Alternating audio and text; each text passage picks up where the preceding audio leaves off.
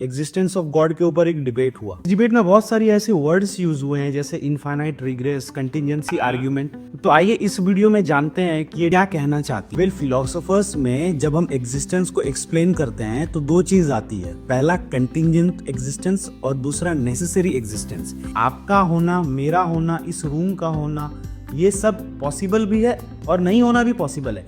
इसलिए हम कहते हैं कि ये सब कंटिजेंट या डिपेंडेंट चीजें हैं। अगर ए का होना बी पे डिपेंड करता है तो बी ए के लिए कॉज है। ये एक दूसरे के वजह से होना, दूसरा तीसरे के वजह से होना, तीसरा चौथा के वजह से होना, ये क्या अनंत काल तक पीछे जा सकता है? एथियस्ट कहते हैं हाँ, चल सकता है अनंत काल तक। इसी अनंत काल तक पीछे जाने को इनफाइनाइट रिग्रेस ऑफ डिपेंडेंसी कहते हैं। क्यों कोई चीज अनंत काल तक पीछे नहीं जा सकती?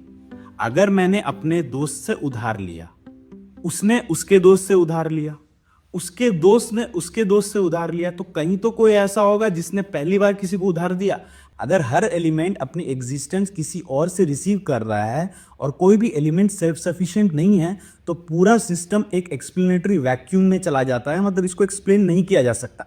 तो लॉजिकली अगर मैं एग्जिस्ट करता हूं तो कोई ना कोई जरूर होगा जिसने इसको फर्स्ट टाइम क्रिएट किया है। यहीं पर इब्ने सीना का थॉट आता है जिसने ये पूरा आर्ग्यूमेंट फ्रेम किया और दिया। इब्ने सीना सन 1025 के साइंटिस्ट, फिलोसोफर, मैथमेटिशियन थे जिन्होंने गॉड के एग्जिस्टेंस को इस तरह से प्रूव किया।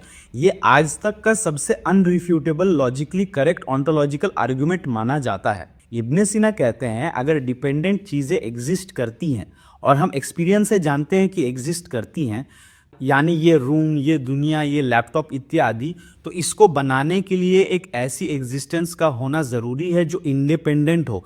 इसी एग्जिस्टेंस को वो कहते हैं वाजिब उल वजूद, मतलब नेसेसरी एग्जिस्टेंस। इसका मतलब ये है कि उसका ना होना लॉजिकली इम्पॉसिबल है।